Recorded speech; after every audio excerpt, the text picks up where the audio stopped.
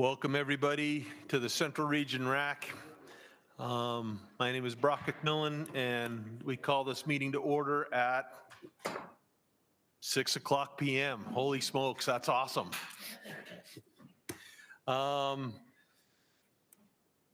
Let's introduce ourselves and we'll start over here with Mike. Mike Christensen, Public at Large. Eric Reed, BLM. Ken Strong, Sportsman's Rep. Braden Shepherd, Agriculture. Jim Schuler, Non-Consumptive. Scott Jensen, Public at Large. Johnny Collin, Forest Service. Ben Lauder, Public at Large. And then we have two members online, Josh and Dan. Danny, do you want to introduce yourselves? Yeah, Dan Potts, non-consumptive. Joshua Leonard, Sportsman's Rep. Thank you, everybody. We'll introduce the DWR people in a minute, but we do also want to acknowledge that Gary Nielsen from the Wildlife Board is online watching this meeting, participating in this meeting. Welcome to everybody in the audience. This is a public forum allowing everyone to express their opinions and proposals on the management of wildlife in the state. This RAC considers everyone's ideas, opinions, and proposals and reports them to the Wildlife Board. The Wildlife Board, not the RAC, is charged with setting wildlife policy for our state. We all have our ideas. Let's just be respectful of one another as we're doing. If you want to comment on any of the agenda items, you need to fill out a yellow card. The yellow cards are on the table right outside the door. So please make sure you do that if you'd like to comment. At this time, we'd like to recognize DWR staff that are here representing the division. Kim Hersey, Wildlife Coordinator, who presented the prairie dog plan that we all had a chance to view. And Darren DeBloois, however you say your last name, Darren, who presented everything else. Would like to welcome all the public that are here, those that are attending in person, and then we have people that are watching online as well. The people that are watching online will not be able to provide comments. They had an opportunity to watch the presentations and provide comments previously. The next thing on the agenda is a Wildlife Board meeting update. We haven't had one yet. It's Thursday, so I get to skip that for today. So, oh yeah, we need to approve the agenda in minutes. So moved by Ken Strong. Second by Scott Jensen. All those in favor? Any opposed? Aye. Perfect. Josh and Danny both said in favor as well. AJ might be on as well. Is that right? Can I see that right? I can't read it. It's too small. Yeah, that's AJ. AJ Mowers also joined the meeting online. Hello. Danny, you were in favor, right? There's just a little lag. Yeah. Yep. Okay. Yep. Perfect. Thank you very much. Since we have no Wildlife Board update, I'll turn the time over to Jason to give a regional update. Okay, thanks, Brock. I appreciate it. I didn't prepare a formal update tonight. Not a lot has changed over the last 3 weeks since we met. But I do want to just mention three things. Deer classifications are ongoing right now. They're going out throughout the region. If there's any deer classifications that you would like to attend, please let me know or get in touch with Sydney or any of our district biologists. We'd love to take you out and get these deer classified and show you what's out there. The second thing are deer captures, big game captures. Those are starting up here really quickly in our region. We've got several scattered throughout the region from Tooele to Walsburg, the Wasatch, and down into Sanpete County. Maybe more, but those for sure.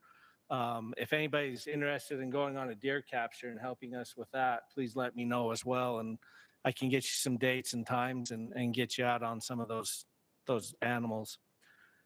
The final thing is just I wanted to thank our RAC members. I know our last meeting was a little bit long, and I appreciate not only that meeting, but all the meetings that each of you take time to read all of the comments, read all of the data and information that the division gives you, and then come and have a great discussion and participate in the process. By listening to the discussion and your comments, it's very obvious that you take the time to read through all of that. So I do appreciate that. And behalf of myself as well as the division, just a big thanks and appreciate all your time that you put into this. And then on top of that, with these holiday seasons coming up, just a happy holidays to each of you. I hope you are able to enjoy some time and time off maybe a little bit and just enjoy some family company and whatever you have going on there. But just thanks and happy holidays. And that's all I have, Brock, unless there's any questions. Any questions from the RAC? A follow-up from weather permitting, captures will start in the central region on Sunday. So, in Tooele, yep. So, they're ongoing today on the south slope of the Uintas. So, yep. Okay. The first agenda item, the Utah Prairie Dog Conservation Strategy. We'll invite Kim Hersey up to the pulpit. If the public has a question or we haven't got any cards yet, if you'd like to comment, you'll come to this pulpit on the north side of the room. So I'll turn the time over to the RAC for questions for Kim. Or do you have an update you want to give to us, Kim? I'm happy to be here, and this is a strategy we've worked on for quite a while, and I'm really happy that he's presenting it to everyone.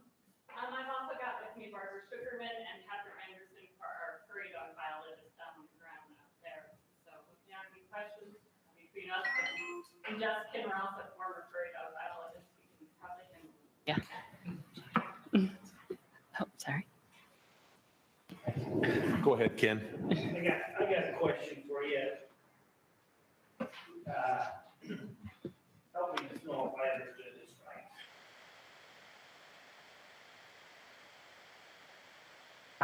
Use the mic. With the prairie dog issue that we had years ago, like in Cedar City and that, and there was quite a controversy whether or not to destroy the prairie dogs. I think we ended up trapping some and moving them. But if I understood your presentation right, if a person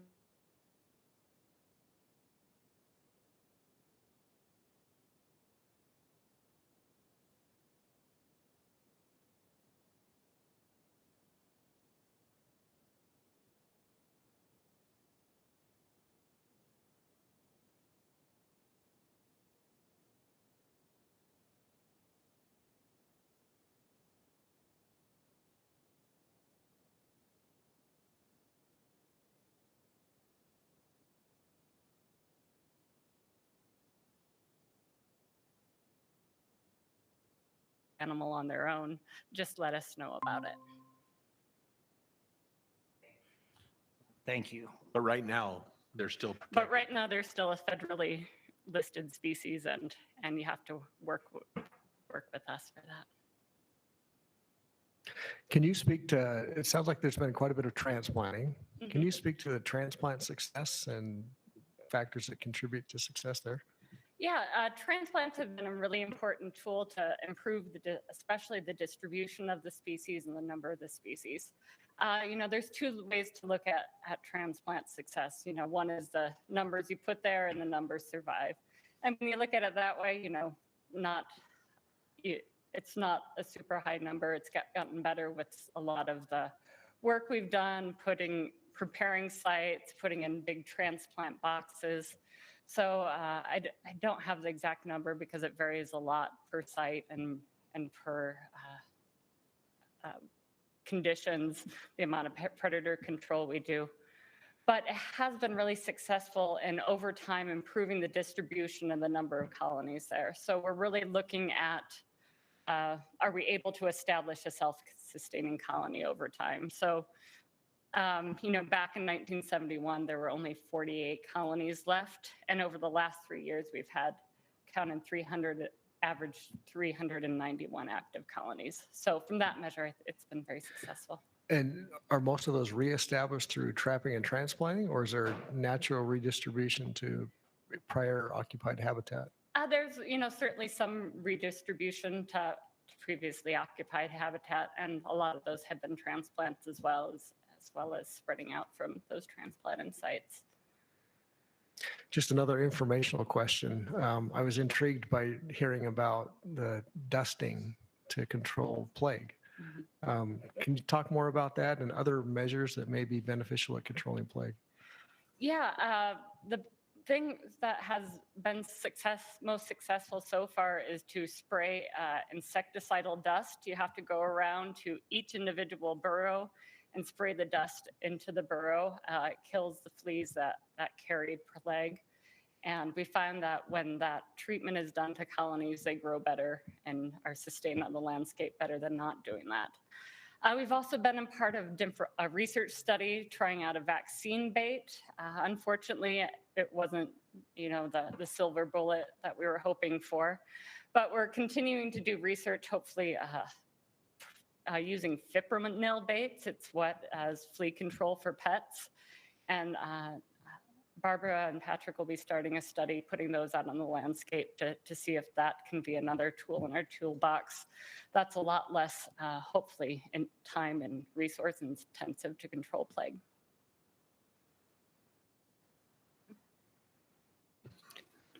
Any other questions? Any questions from the public? Hey, Brock, before you go on, I have a question. Oh, yeah, go ahead, Josh. Two questions, actually. So do any of the active, 300 colonies occur on Forest Service lands or mostly on rangelands? Because I noticed your partners included the USDA Forest Service. I wanted to know if any of those are on Forest Service lands. Yeah, quite a few of them, actually. Again, I don't have the exact numbers, but especially on our Paunsaugunt Management Unit, the vast majority of prairie dogs in that area are actually on Forest Service land, and the Dixie National Forest has been instrumental in the recovery on that unit. There are also quite a few on the forest lands in the Awapa Plateau. I've been told we're the only group that calls it the Awapa, so the Parker and surrounding lands up there. So. Yeah, that's cool. I didn't realize that they were on forest lands, which is great. And secondly, so I'm looking at this chart of spring adult counts from 1976 to 2022, and it looks like the West Desert population is accounted for the largest population incline. But then from 2014 to 2021, there was a precipitous decline. And then the second largest growth was in the Paunsaugunt.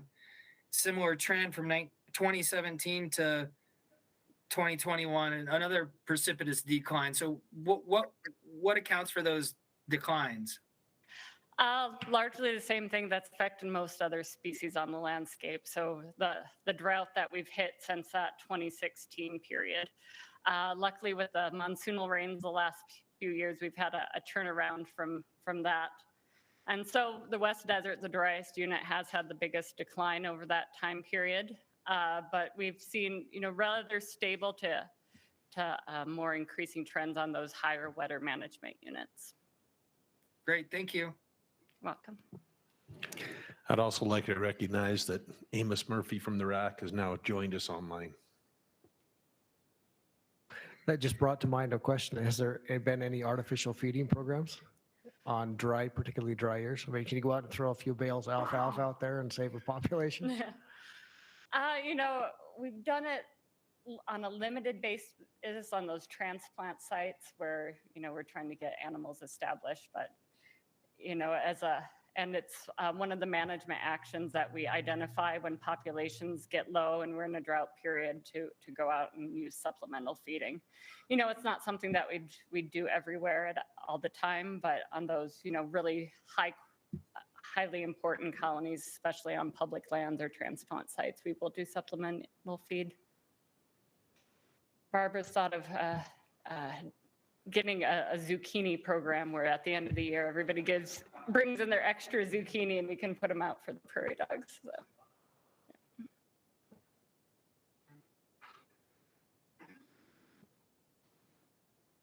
Any other questions? Any questions from the public? I'll turn the time over to Jason to summarize comments from the public. All right, thanks, Brock.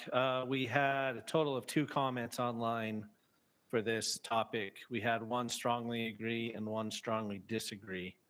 And one of the comments was wondering the value of spending resources on prairie dogs for conservation. So what was the weighted average?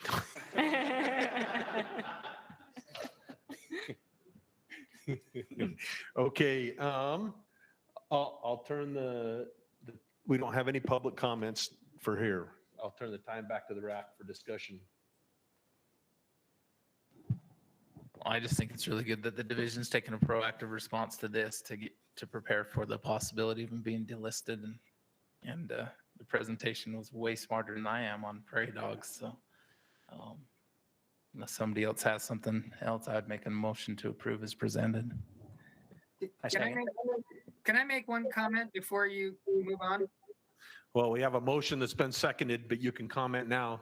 So, All right, I do have concerns about the partners on this.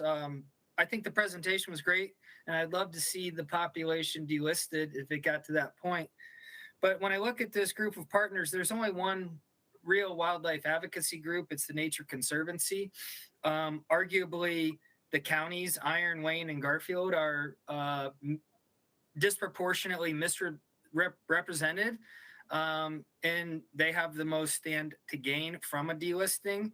I think, consulting groups like, Center for Biological Diversity, especially when it comes to issues like endangered or threatened species, is really important, especially from a non-consumptive perspective. I also have concerns that, I look at these trend lines and they go up, up, up. But when I look at the decline, the 2021 population level on the West Desert is basically the same as the 1978 population level. Like, we say they're recovered and they're ready to be delisted, and then 10 years of, not even 10 years, 8 years of drought, and they're literally right back to where they started. And so I asked the question about the Forest Service because I didn't realize they were on those lands. But when I look at the groups that are promoting this, I think it's disproportionately represented. And I think should the species get to a point where it can be delisted, I'm fully in favor. But this might be putting the cart before the horse, especially when I look at, the Awapa itself. That trend line also, the Awapa hasn't changed. The Awapa population is basically flatlined except for the last 5 years. And so I think this move might be a bit preemptive, and that's my comment.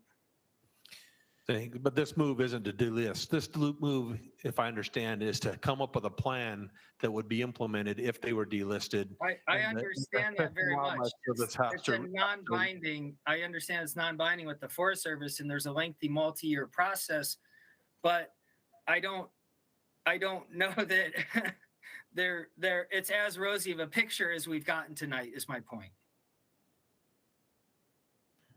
Yeah, as the maker of the motion, I never thought it was a rosy picture. I just thought it was the division being proactive in trying to establish a management strategy and management goals for a species that is federally protected in case that species was then given, delisted, and put back into state management. So I'll stand by my motion. And I second Mike's comments.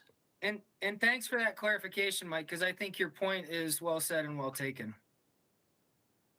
Just to add to Mike's comment, we did the very same thing with the wolf plan. So Ben said they did the very same thing with the wolf plan. His mic wasn't on. Your mic wasn't on when you said that initially. Is this mic not working? Okay.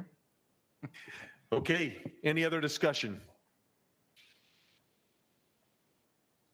I'll call for a vote then. All those in favor? Aye. All those opposed?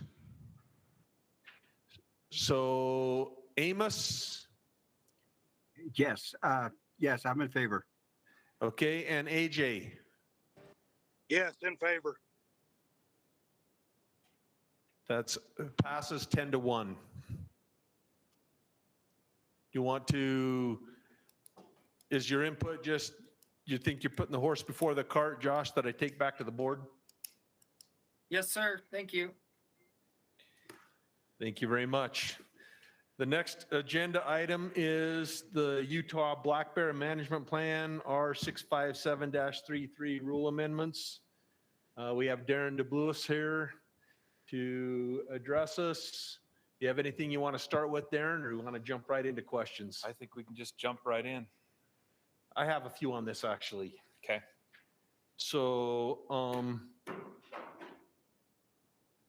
you're proposing to eliminate the fall bait season, right? Right. How many applicants apply for bait versus how many apply for dog hunting? So it's another way to get at that, Brock, would be to say we only see about 10% of the total bears killed over bait during the fall. So it's by far more houndsmen are afield during the fall using hounds. But when you look at actually I have those graphs, Mike, do you have that? So Brock, the fall tag is a hound or bait. You can tag. do it either way. So it's hard to tease that out. So we did look at what bears, when are they harvested during the year and what proportion are harvested over bait when? And Mike can pull that up. I have a couple graphs so we can show you how that looks. But the bottom line is only about 10% of people are taking bears over bait in the fall. They're mostly taking them in that early summer bait only season.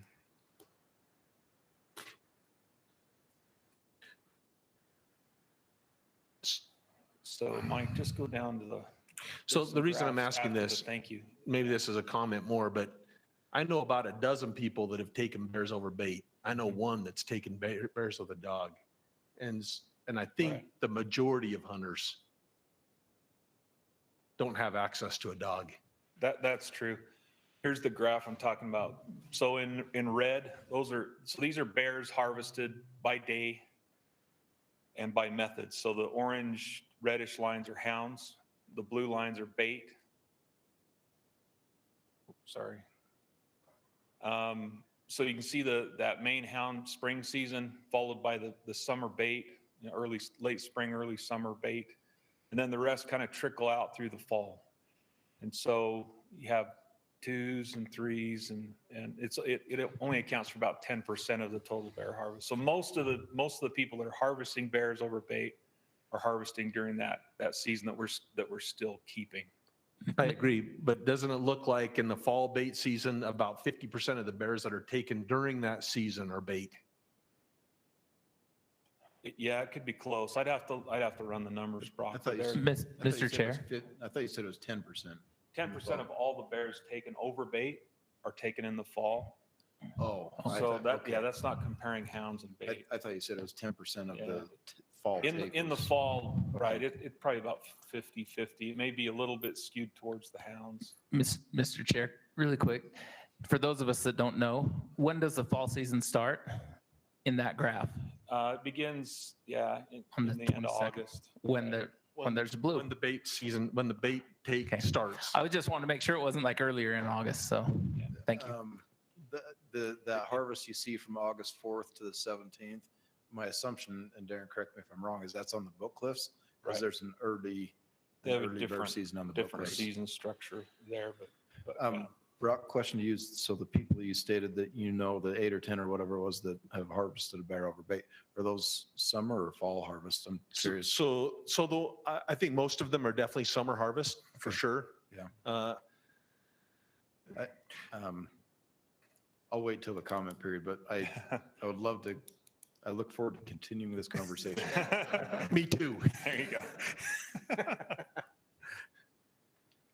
So, I mean, the reason I wanted to know how many people apply for the bait hunts, say, regardless of the fall that you can do either. Right. How many applicants do we have for bait hunts versus how many applicants do we have for hound hunts? If we excluded the either, Yeah, it's more. Let me see if I can. it's more for what? bait. For bait. That's what I thought. Okay. That's all my We questions. have more applicants for bait than we do for Yeah, and I'm hounds? trying to remember the numbers that Lindy threw at us. I'm trying to see if I can pull that up. So a question I have is, if there's more applicants for bait, does that mean there's more demand for bait hunting? Yeah, I think it's more of a DIY kind of hunt. You don't have to know somebody with dogs. And we can. It sounds like this is going to be a discussion later on, but I can definitely go into what the discussion in the group was and why we came up with the decision about eliminating that fall season. That'd be really helpful. I think that would be helpful. Yeah. So we can do that now or during comments. And Ben sat on the committee, so we can certainly have that discussion. We can do it during the comments. Okay. Yeah, just as a preface, I see where, I understand where you're coming from with your question. Well, that was the two online comments we got too. yeah. Yep, and that's relevant. I personally am a bait hunter. I don't have anything against hounds, but I've never hunted over them. I don't have access to hounds. And I support the changes that are being presented here. We can get into why. Okay. There is a reason. I think you'll Let's wait for the see it. comments. Yeah, perfect. Any other questions for Darren? Can you speak to the committee composition, how they were selected? Yeah, so we tried to reach out to people that we knew had, were stakeholders in the issue of bear hunting. We're particularly interested in one of the marching orders that the director gave me was to try to simplify our bear hunting across the board. One of the comments that came up early in the committee is that's fine, but let's not simplify just for the sake of simplification. But we reached out. We tried to get a couple of representatives that hunted over bait that understood that part of thing. And how did you come up with those people? We asked our regions to recommend folks.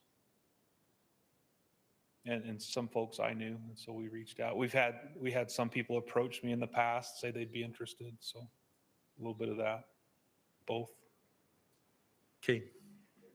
Were there public lands representatives? Yes, BLM and Forest Service Okay, were good. both, yeah. Darren, I have a follow-up question to Mike's question. Sure. So in regards to the advisory committee members, I'm looking at it now.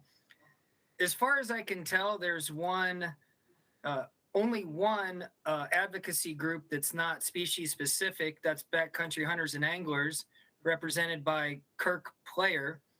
I'm also interested in how this committee was formed. I served as the Utah chapter chair of BHA for 4 years. I reached out to the current chair and vice chair. Kirk Player does not represent BHA. He hasn't been a paying member for a number of years. And so to only have one advocacy group represented, which doesn't actually represent the group that purports to represent, I'm concerned about the selection process of this committee and how it was formed as well.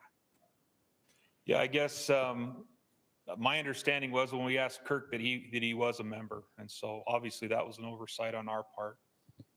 To Well, that, we've reached out to Kirk. He at one time was a member, but I need the official record to be changed to change this to sportsman's to a sportman at large, because it does not represent the position of BHA, and BHA was not a part of this committee as far as the Utah chapter or the national organization is concerned. Yeah. Like the Prairie Dog Committee, it's concerning to me that we have a lot of interest in managing, and if we change that word for other words like harvest or kill, and you don't represent a non-consumptive or advocacy position on those, it's very disconcerting in terms of the formation of the recommendations. And that's more of a comment than a question. I'm sorry, I'll save the rest of my comments for later. So now, if I understand what you're asking, you think Kirk was the only person that represented a non-consumptive or an advocacy position? Because that's not the case. And I'll save my comments, but an official agency, governmental, is different from a .org advocacy group. That's, again, I'll save my comments. Yeah, well, Well, fair enough. I think this deserves some clarification because what I heard, I think I heard what you heard, that Josh, that you said that BHA was the only organization that didn't represent a species-specific organization. And I would say that's not the case. Utah Archery Association was represented there. How was that representative? SFW was represented there. Neither one of those organizations are species-specific. I mean, probably better saved for the conversation period than the question period. Agreed. Other questions for Darren? Okay, questions from the public.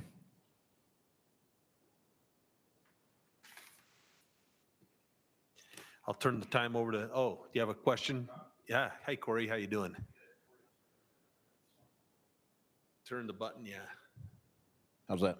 Perfect. Corey Huntsman, I'm with the Utah Houndsman Association, and I was on the committee as well. The only question I have is on the applicants that are higher for bait hunters, does that include fall? Is that fall specific hire for bait hunters, or is that just in general? It's hard to tease out in the fall because it's a permit that you can use either method. So they're not applying specifically for bait. They're just getting a fall permit, and then they shake out however they want to hunt. Sure, so this is more representative, at least of what we're seeing in the So harvest. that data wouldn't really show fall at all, would it? Right. Okay, thanks. Thank you, Corey. Any other questions? I'll turn the time over to Jason to summarize the public comments. Thanks, Brock. We had 4 comments come in concerning the recommendations. 2 of the comments really track what you've already been talking about as far as the bait seasons, especially into the fall, and some concern about those bait seasons and some possible other options on the bait seasons. Then there was one more, or a couple more. One more about thankful for the predator management program, as well as not having to go through an annual orientation just to buy a point. So we had 4 comments total, 2 strongly agreed, 1 somewhat agreed, and then 1 neither agreed nor disagreed, with a weighted average of 4.25. Thank you, Jason.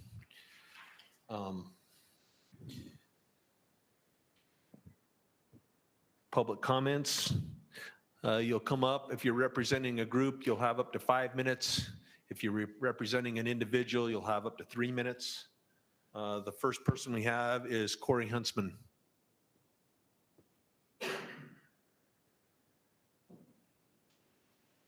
Like I said, I was on the committee, and there was a lot of conversation back and forth through multiple different groups and special interests and non-consumptives. And it was quite a process, and I think that it went very well, and we were all pretty much in agreement and came out of that, everybody feeling pretty good about where we landed. And I support the division's recommendations, and so does the Utah Houndsman Association.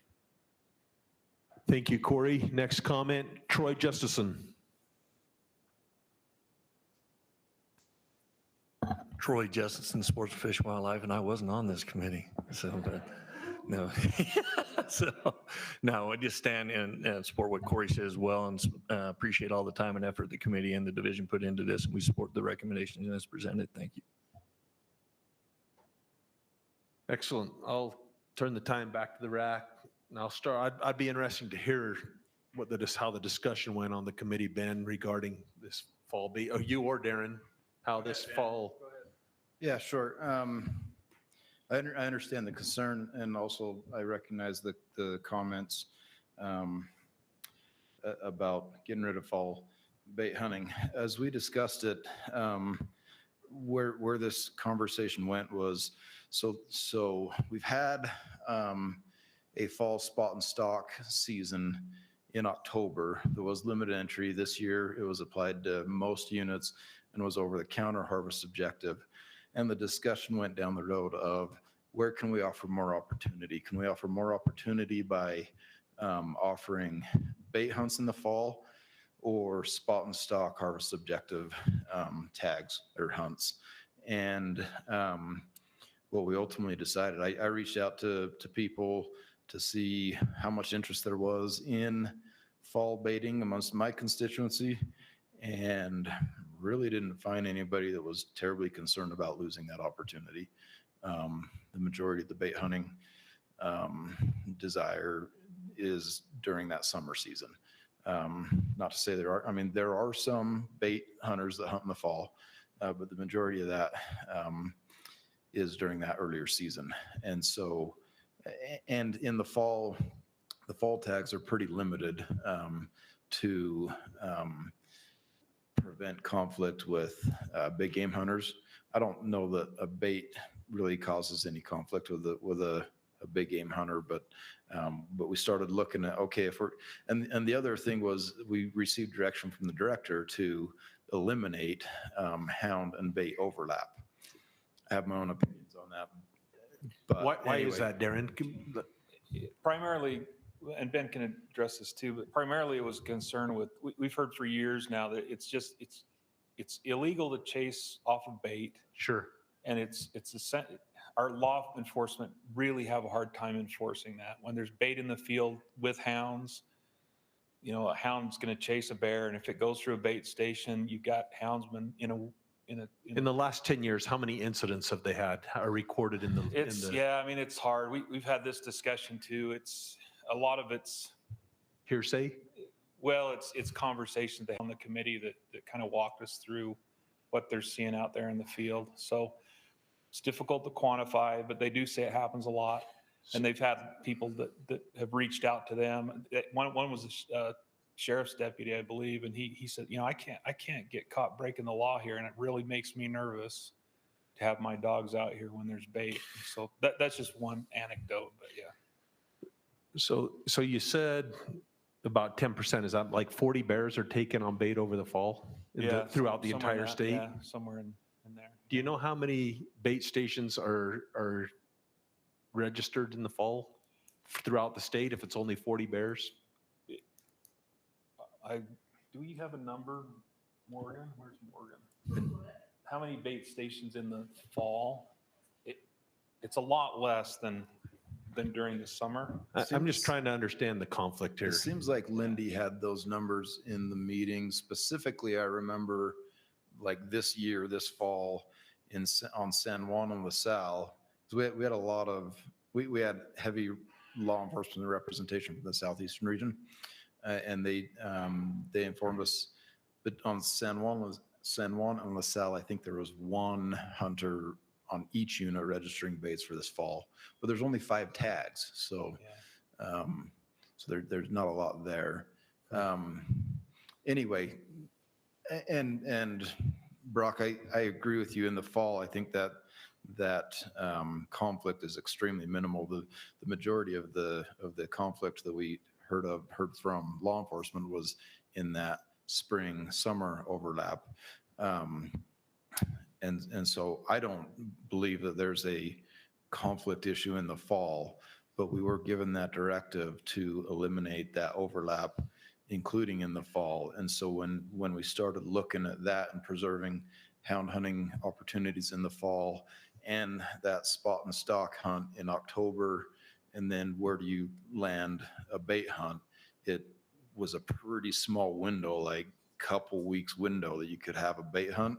And so ultimately we decided we would rather give up that opportunity and expand that harvest objective spot and stalk opportunity. And Darren, correct me if I'm wrong, I think we pushed that opening date into like September 1 to allow it to be. It goes all the way back into the archery season. So I'm not against this. I'm just wanting to make sure we thoroughly talk about it and make sure everybody's going in with their eyes open. I appreciate the questions and the conversation. It's good to have. So that was the only thing. Ben nailed it. I mean, it's trying to, without an overlap, trying to shoehorn in a bait season in the fall was So how many points does it take to draw one of these tags or a dog tag? Like I have 11 points. I'm still not drawing as a bait tag. It depends on the unit, obviously, but it's high. I mean, it's so more points to draw a bait tag than to draw a hound pursuit tag, not pursuit, but a hound hunt tag. Right. No, Corey? I know I had 100 last I mean, when we're talking about specifics, 7. yeah. I think it depends. It really varies on the unit. I know, like, Yeah. you, The right popular here, units like Wasatch. LaSalle and San Juan, it's quite high. It's as much as, Well, many like- big game opportunities. So Yeah, here's another like- question to have then. You said that the tag numbers have been set. We're not doing tags. So do all these tags then go to hound only? Is that what happens? Yeah. That's right. Which tags, clarify that, which tags are you talking about that go to? These fall tags. Oh, right, Yeah. yes. But there's not many of them. Like the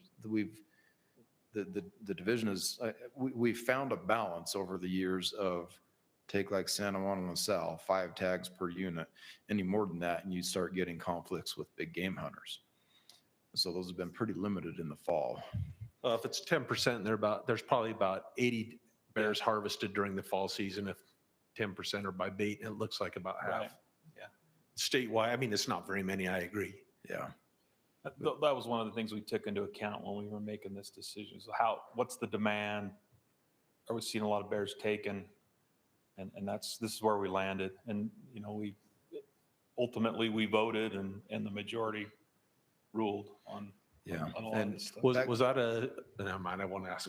Go ahead. Back to your question about drawing a summer tag with points, Brock.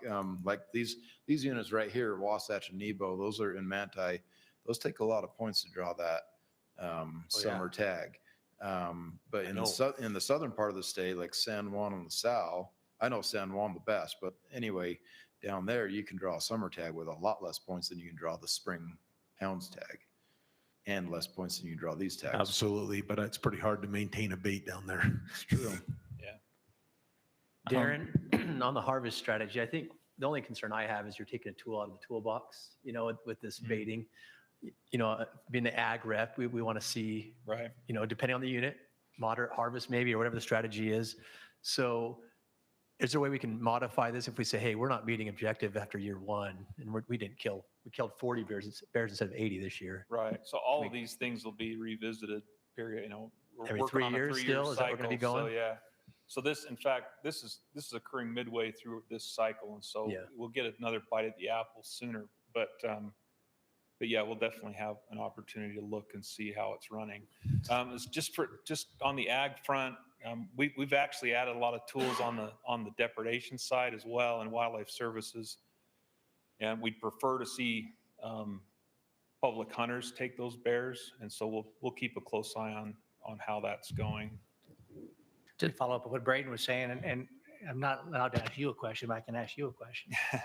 Do you believe then, with the increased harvest objective, we might be able to maintain the total numbers that you're concerned about because it's over the counter and just keeps going until you've had your objective? Is that correct? With those fall hunts? Yeah. I think you could actually see a higher harvest, and here's why, because we're not removing the fall hunts, we're just removing the ability to hunt over bait.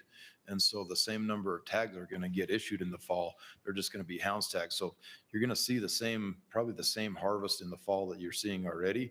And then with that spot and stalk hunt, by adding a month to it on the front end, I see the potential there to actually harvest more bears.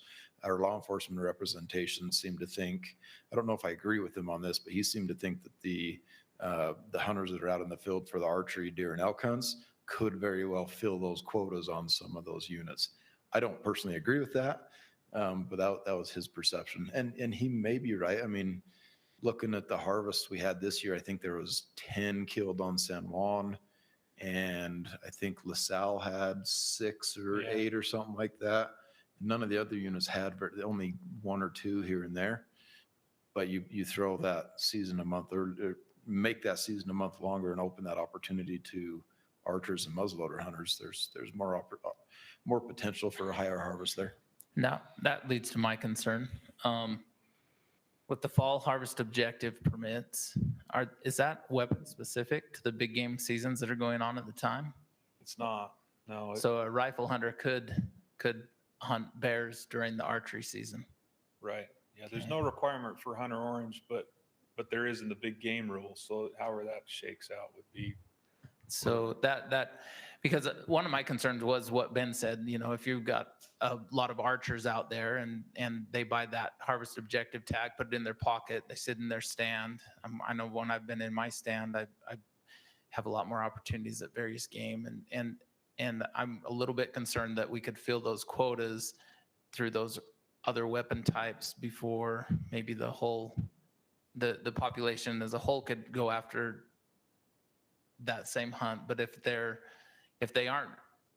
these aren't weapon specific, then I guess that takes that concern away. There are any weapon tags. We talked about we that. discussed that. We tossed around the idea of, okay, maybe before October 1st, that is kind of like an elk control permit where you have to hunt with the weapon that you have another permit for, and to the director's directive of keeping things simple, we just kept that as any weapon tag, and we kind of used the harvest or the over the counter Cougar tag as a model there. So they're any weapon. So, and we had quite a bit of discussion about this, because like there was discussions, well, okay, now a bow hunter can take a rifle with him because he's got a rifle tag, and that's true, but that actually doesn't change anything, because that's already the case with the Cougar tag, or if you want to shoot a coyote. Recent state legislation has opened that opportunity where the division has taken the stance that we're not regulating what weapons somebody can carry in the field based on the tags they have in their pocket. Correct me if I'm wrong. That's right. Darren. Yeah, that's correct.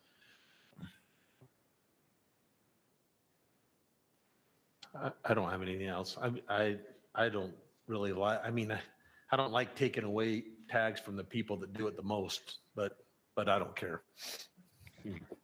Hey, Brock, can I ask one more question of Darren? Sure, Josh, go ahead. The doing away with the orientation course, that was another question I had that I forgot to ask during the question portion. Can you speak to why you're recommending that? Yeah, so this actually came up after our last in-person meeting. So we discussed this over email, but the concern the division had, and this is brought up by the director's office too, is, if you want to put in for a bonus point, you got to take this thing. If you want to put in for a bonus point for your 4 kids, you got to take it 4 times. And it seemed like a big burden. And so I looked at the data and thought, well, what's the reason for this? Why do we require it? And the intent is to try to minimize or reduce the number of female bears taken by educating bear hunters about how to tell the difference. And then in the presentation you saw, I showed the graph that it doesn't look like people are regulating female take based on, pre-orientation or post. So it doesn't really need to be mandatory. It doesn't seem like it. And that was the thinking. Make it mandatory, and then we'll see this reduction in females. And that hasn't occurred. And so we still obviously want to make that information available. And the plan is to send out like a 1-page orientation brochure with bear tags when we send those out. So people have that information, but we didn't feel like it needed to be mandatory. And it didn't look like making it mandatory really changed anything on the landscape. So that's the reasoning behind it. So, Right. So go ahead. Just quick follow-up.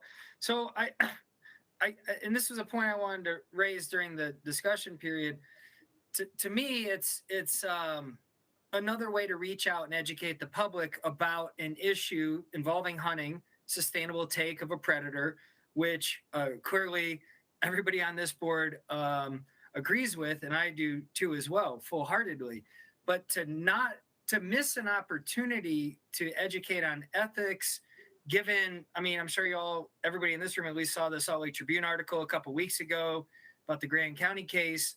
It seems like doing away with the orientation course, there's one less opportunity to engage and reach out to the public in a positive way about predator hunting and control. And to do away with it and say, oh, well, it's not important or not necessary, I think neglects how important predator hunting is in emphasizing hunting writ large. My whole comment with the partner selection, and Ben, I'm speaking to your point now. I looked through this list of the committee members: Utah Archery Association, bait hunters, Utah Husband Association, Utah Houndsman Association, Backcountry Hunters and Anglers, which was misrepresented, at large. I only know Sunshine's name because she came before the RAC for 4 years in a row, and I know her position. BLM, Utah State, Wool Growers, Sportsmen for Fish and Wildlife, Wildlife Services. I think when you're talking about killing predators, you need to be as open and transparent as possible. And this is an opportunity to grow the orientation course and the ethics course and not remove it. So for me, that's a problematic aspect of this, aside from the other point I noted earlier. Right. The only change really is whether it's mandatory or not. Do we want to mandate a class?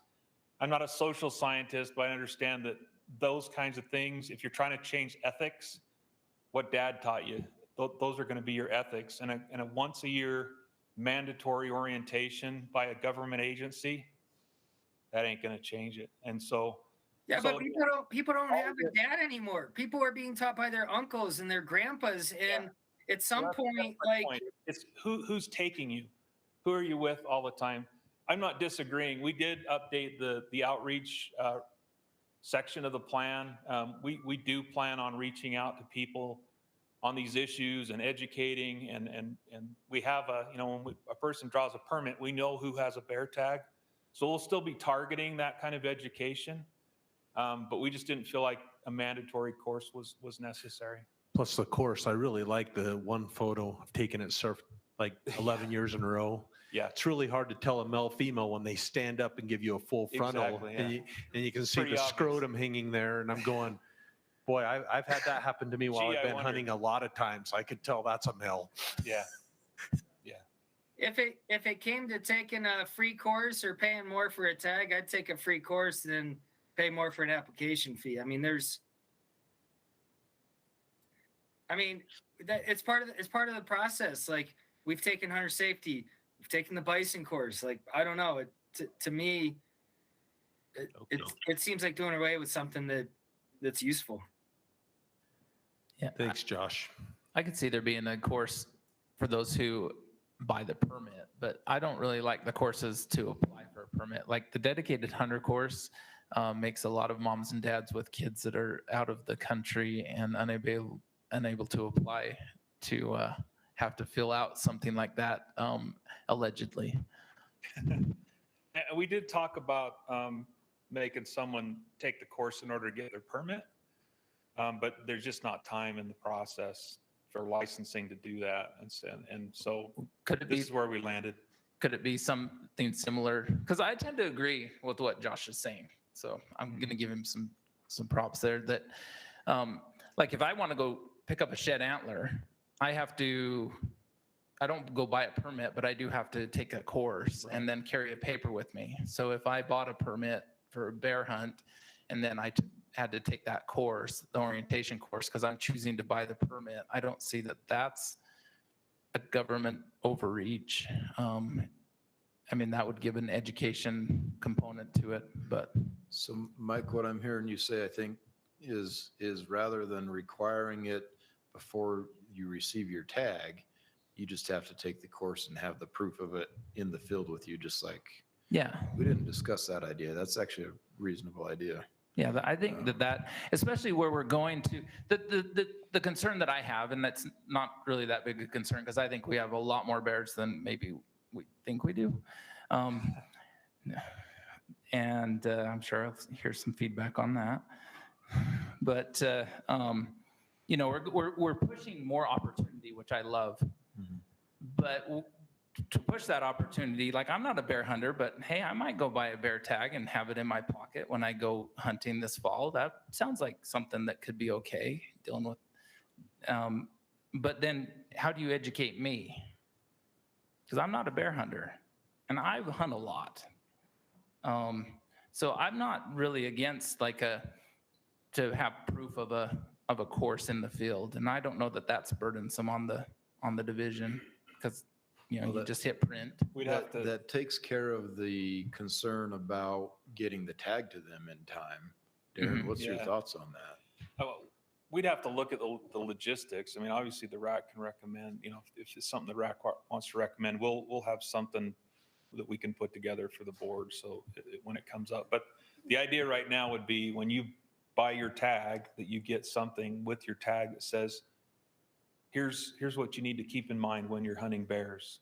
Here's how you tell the difference between males and females. So you get all that information, but you don't have to go online and verify it. And then it's one less thing that our law enforcement guys need to worry about the field too. But I don't know if they care about that or not. They can weigh in on it, but do you have your orientation paperwork? I got my tag, I forgot it. What's the remedy for that? So. I mean, we also do it with the extended archery.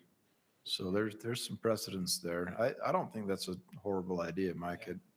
I really like the fact that takes the burden off of doing that orientation course application period, especially if you're just buying points or if somebody's doing multiple applications.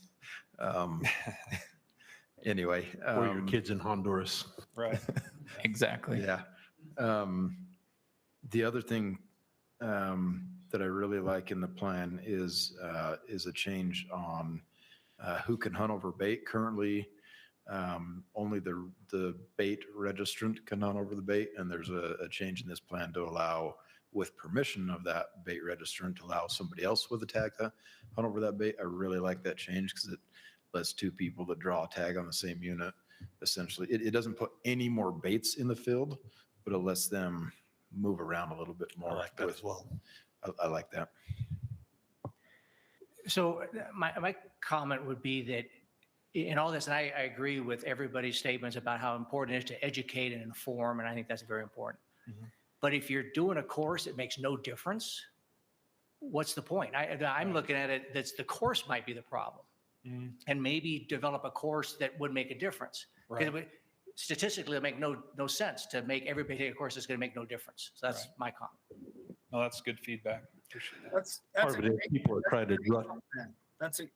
All of those courses I think could be revamped. I could take the extended Wasatch archery ethics course in my sleep. I mean, I'm here to volunteer.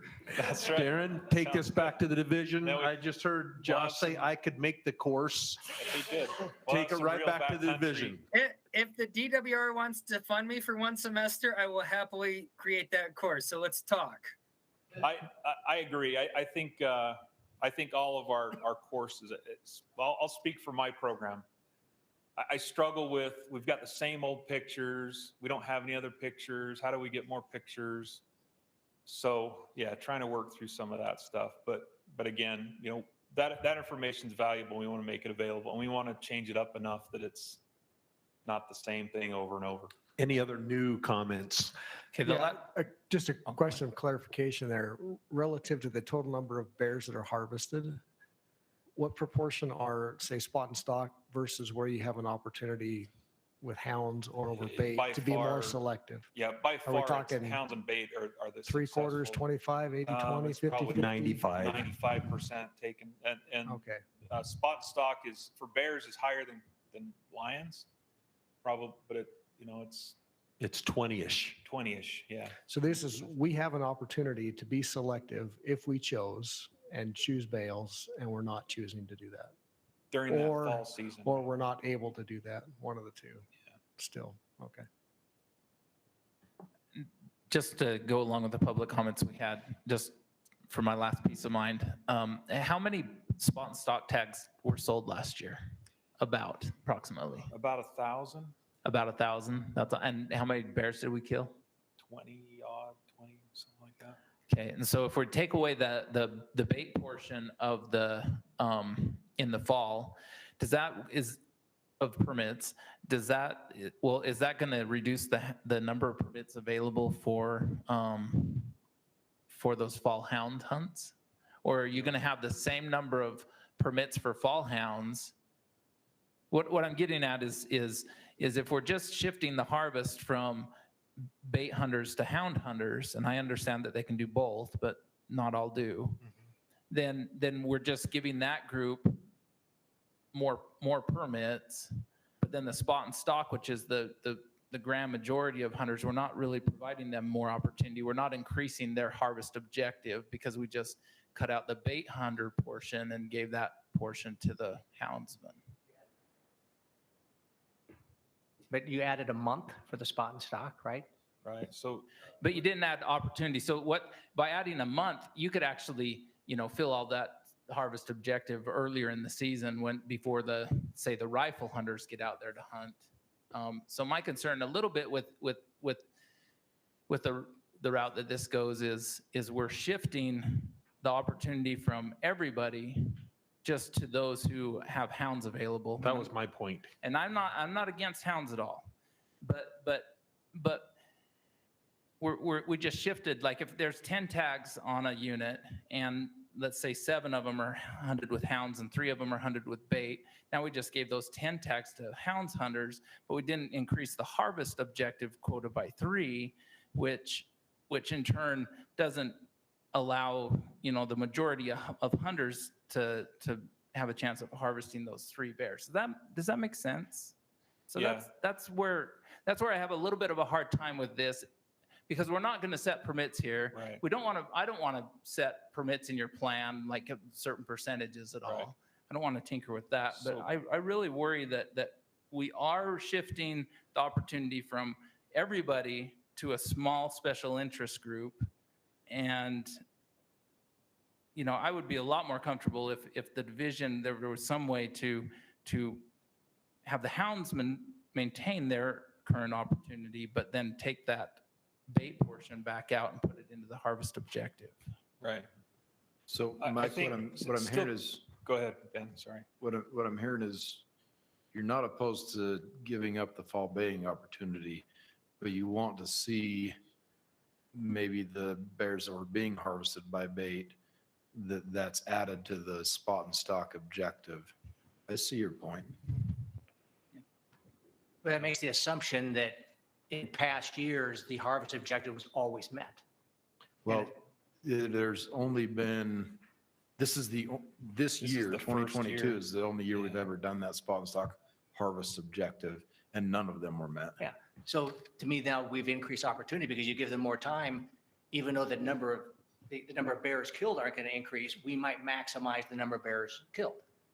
So there's more opportunity. That's how I was looking at it. And So I think that's how we were looking at it on the committee is, okay, we're giving up a bait opportunity in the fall, but by doing so, we can extend this, we can increase this spot and stock opportunity. That was the trade-off. And so it's like, it's a handful of people that are hunting bait in the fall versus, as we just heard, 1,000 people that are buying a spot and stock tag. That, to me, that's a prime example of where we're utilizing a low success hunt to provide lots of opportunity. And it's not just opportunity, it could be numbers of bears harvested.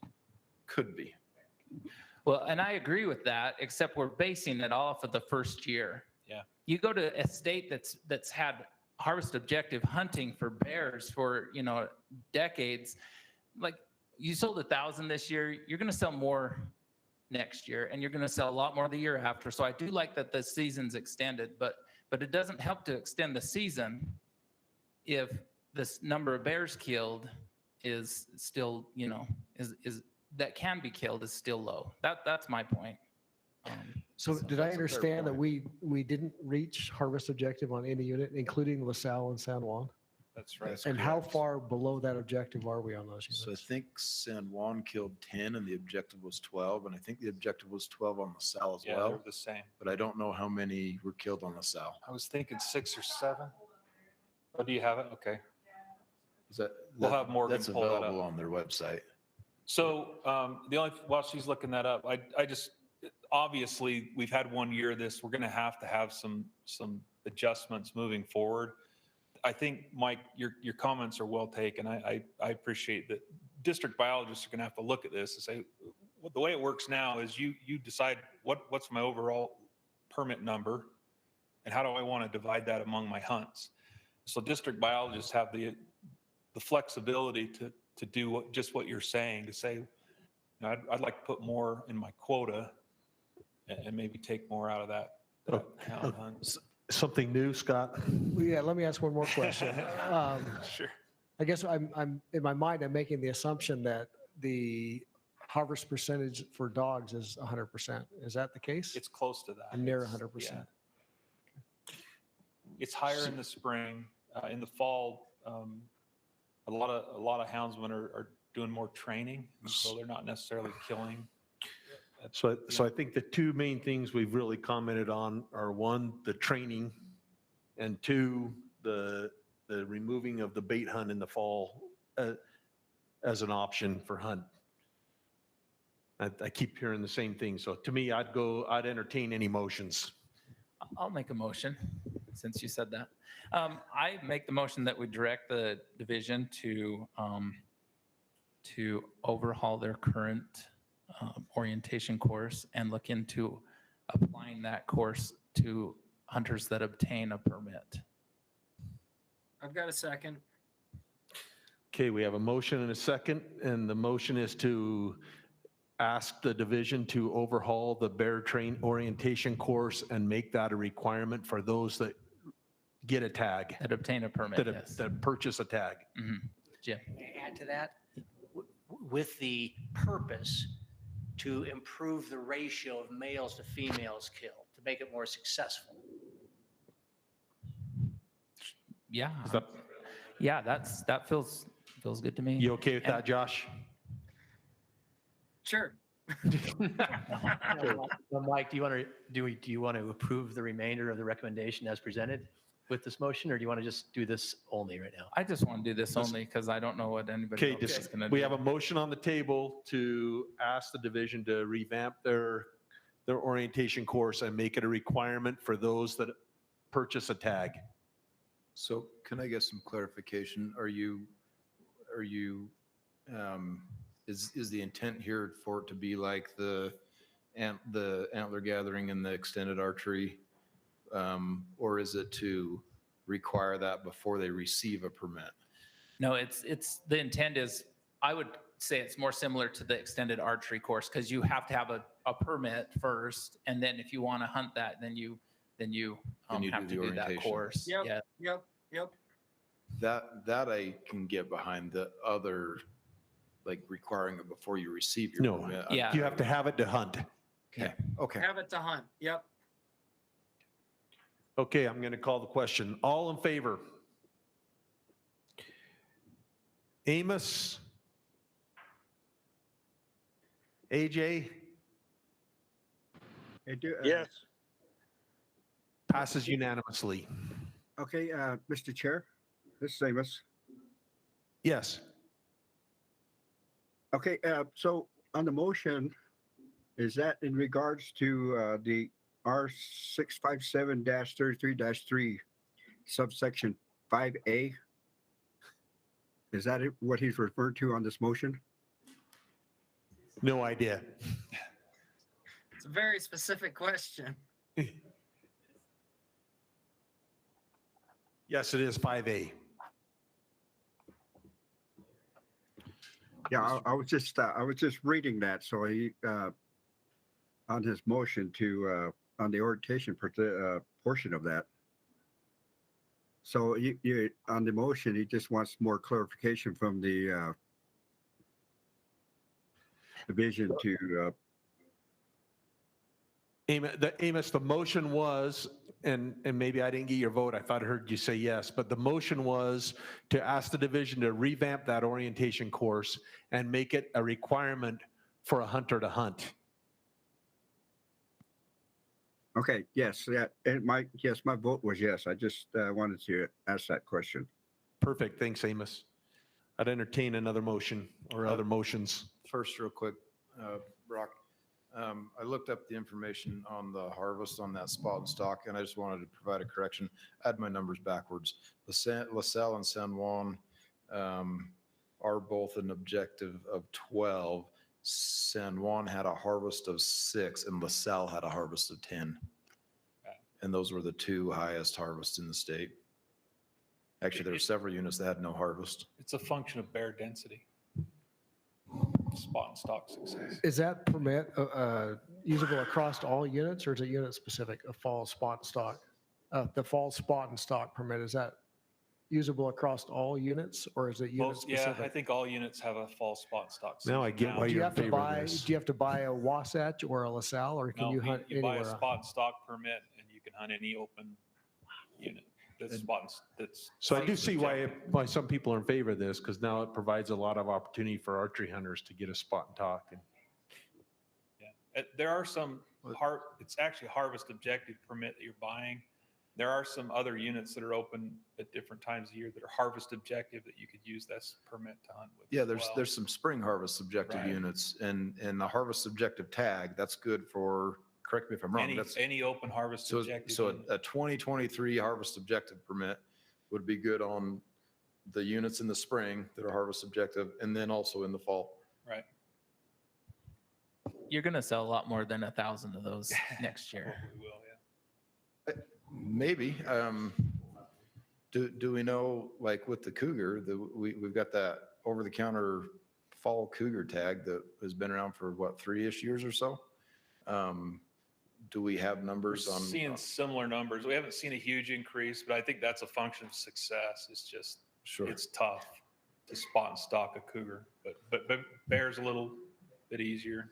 And so, Mike, you say we're gonna sell a lot more next year, and maybe we will.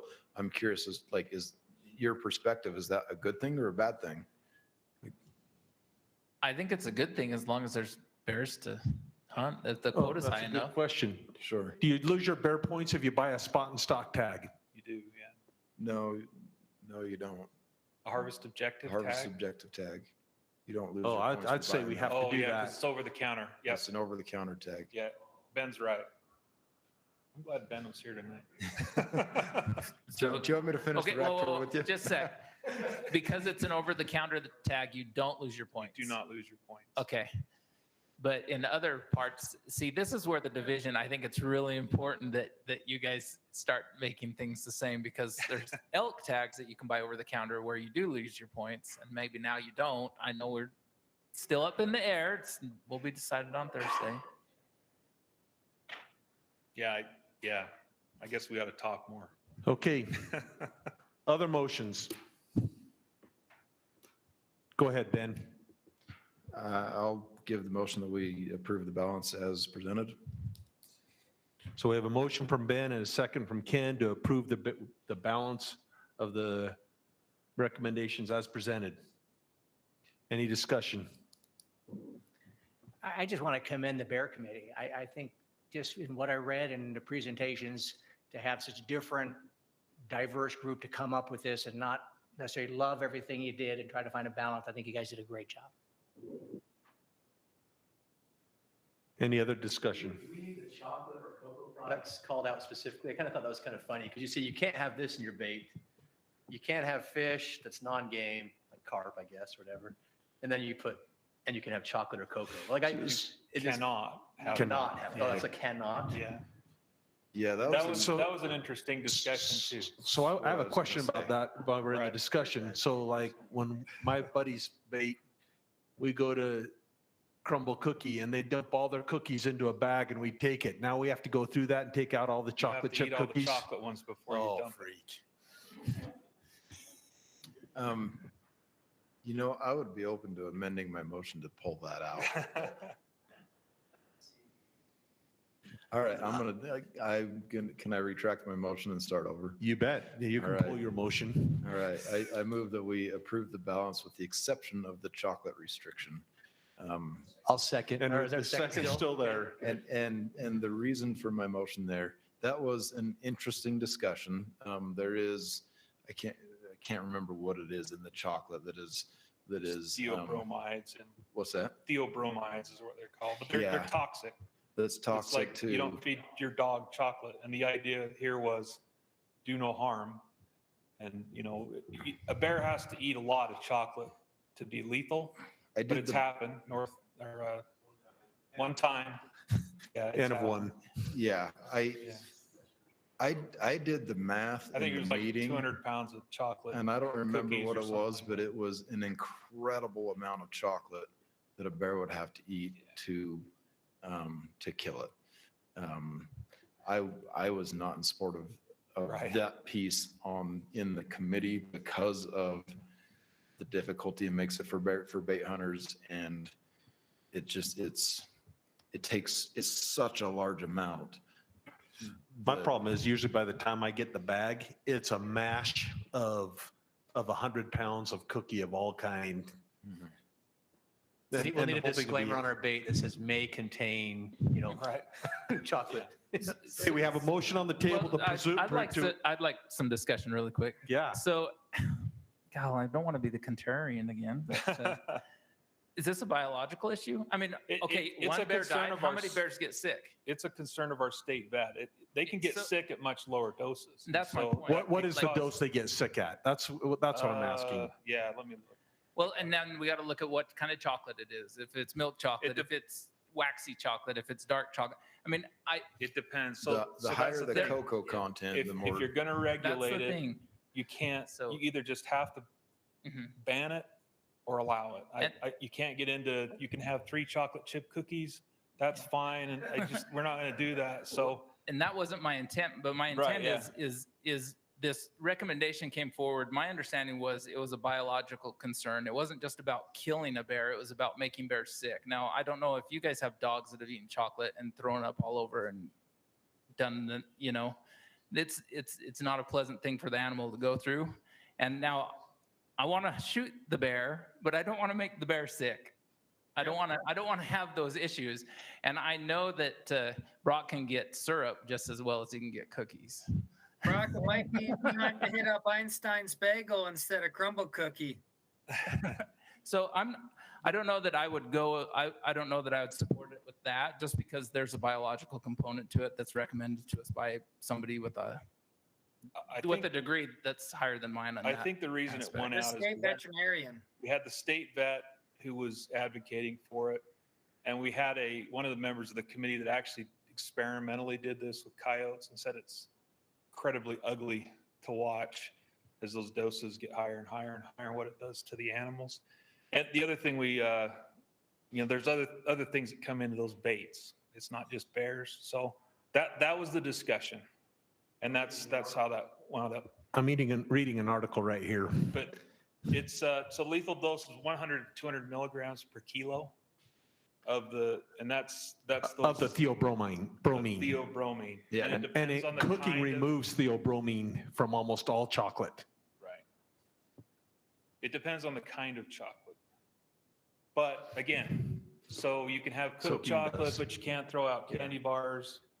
So 100, you said 100 to 200 milligrams of the theobromine, For lethal. and how? Mild is 20, causes vomiting, diarrhea. Moderate, 40 to 50. So let's take the 20 milligrams of the theobromine. I don't know if I'm saying that right, but how much chocolate does it take to have that amount of theobromine? Depends on the kind of chocolate. It's complicated. Yeah, I mean, and we went through this in the committee. So again, if you're going to regulate it, you just have to prohibit it. If you're not concerned, then I'd recommend that we not prohibit it. As a non-consumptive representative here, I'm leaning to Mike. I just think it gives a bad image to think that we as sportsmen, for the benefit of wildlife, would allow that. I just think there's so many other options to use. So how I don't much, see that that's that 20 difficult milligrams to you said remove. makes it sick? That's a mild dose, yeah. And again, Brock, it depends. So dark chocolate has 150 to 160 milligrams per ounce. Milk chocolate has 64.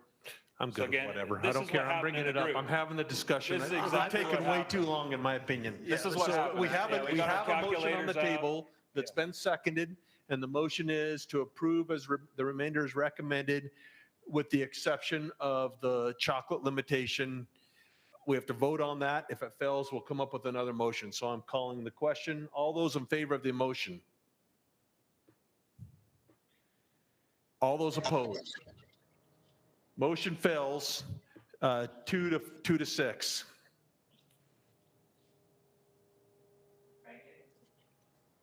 Well, I would just do the same thing that Ben said. I thought it was a great recommendation, but I would keep it exactly as what the department has recommended. So we have a motion from Jim and a second from Braden to approve the remainder of the recommendations as presented. Any discussion? All those in favor? Aye. Josh? All those opposed? Nay. Amos, I didn't get your vote. Yes. AJ, are you on there? Yes. And you vote yes? Yes. So passes 10-1. And Josh, do you want me to tell me what's up so I can present that? Yes, please. Like Jim said, I also applaud the Bear Committee's time and effort. I will never denigrate the committee's time and effort because I've been on a committee and I know it's a significant portion of time and commitment and a great interaction with the DWR. I'm voting no because I think the DWR's process for non-megafauna, when it's the elk committee or the mule deer committee, it's this great celebrated thing. When it comes to prairie dogs and nuisance animals, black bears, predators, I think the division needs to be much more transparent in its selection of committee members and how that selection committee is composed. And so I think for the purposes of like speaking to the board, I can't support this because they didn't even get the representation right of the committee members. I don't know how the committee members were selected. I think the entire process for me is problematic. And so that's why I voted no. Thank you. Thank you, Josh. I'll have that and I'll present that view. Okay, the next item on the agenda is the 2023 Furbearer and Bobcat season dates. Any questions for Darren?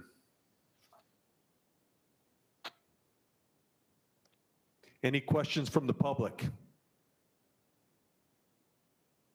Turn the time over to Jason to present the public comments. We had one, I'm going to call it a vote, I guess, on this topic, and it was they neither agreed nor disagreed. I call it a vote because they didn't leave a comment on their position. So what was the weighted average?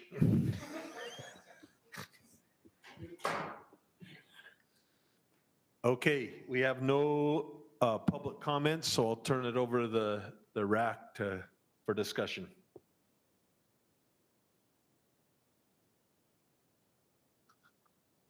Or motion. Maybe we got to wait for Ben to return. Yeah, Ben might have a comment. Maybe we should just vote really quick. I did say that on public record. You did. Brock, I got one. Go ahead, Danny. Yeah, you know, these little kitties, they're just so amazingly elusive. I mean, they're ghosts. They're freaking ghosts. You know, they show up on people's porches eating their kitty food and stuff. But I mean, these things are just ghosts. I don't think it'll make much difference at all when we hunt or how we hunt them. They're amazing. Thank you, Danny.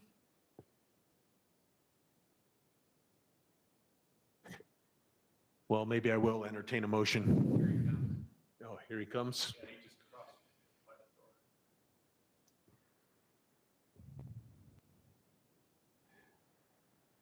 Ben, we waited for you. We're to the comment portion. We recognize that you regularly have a comment, and we wanted to give you a chance if you wanted to comment on the Bobcat recommendations. I have no comments. Wow, Thanks for waiting. we got that on the record. I have no comment. I would entertain a motion. I'll make a motion that we accept as presented. So we have a motion from Ken and a second from Eric that we accept as presented from the division. Any discussion? I'll call the question. All those in favor? Aye. Yes. Passes unanimously. Does anybody have a question for Darren on the informational item, the Cougar update, which is the next item on the agenda? Was that a presentation? I don't remember seeing that as a presentation. It was, we're not recommending any changes. We're just, essentially all I did is update you on the harvest and kind Right. of where we were. So Oh, I that's- do remember that one. My apologies. It was like 6 minutes. Yeah. So I do have a question on that. There was a drop in harvest Yeah. this last year. I just wanted to maybe expound on what you I don't- suspect may be going on there. We're not making any fast movement either direction to increase hunt opportunity or restrict permits. Right. So most of the units in the state are unlimited quota. They never close.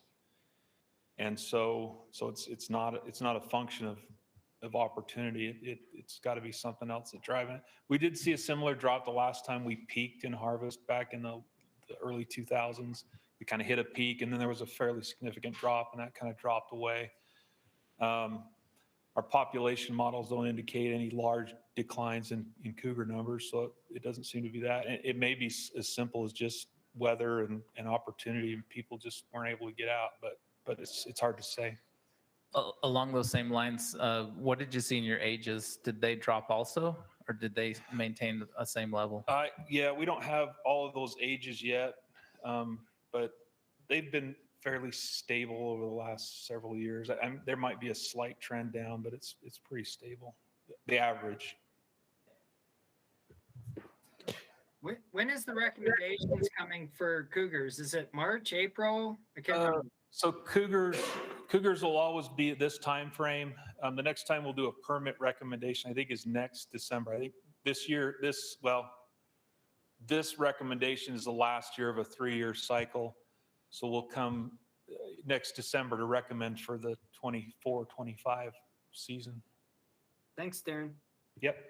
Darren, any collared cats taken this year so far? Have you had any hunted? So, yeah, and I'm not aware of any on the old studies that were taken either.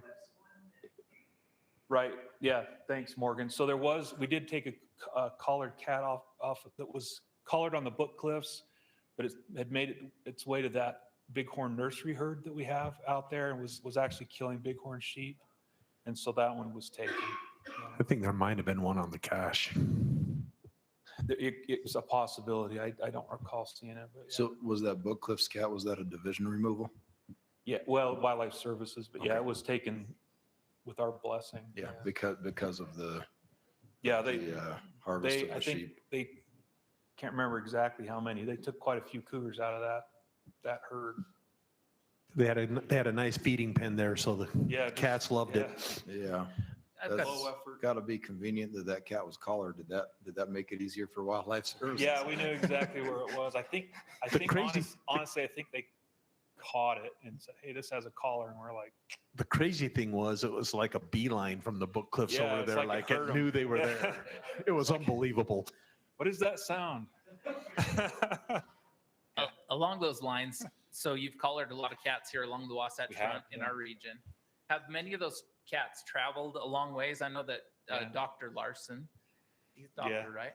Okay, Dr. Larson, he was talking about a cat that's gone to like across Flaming Gorge and into Colorado and Wyoming and Yeah, in fact, Wes, do you want to?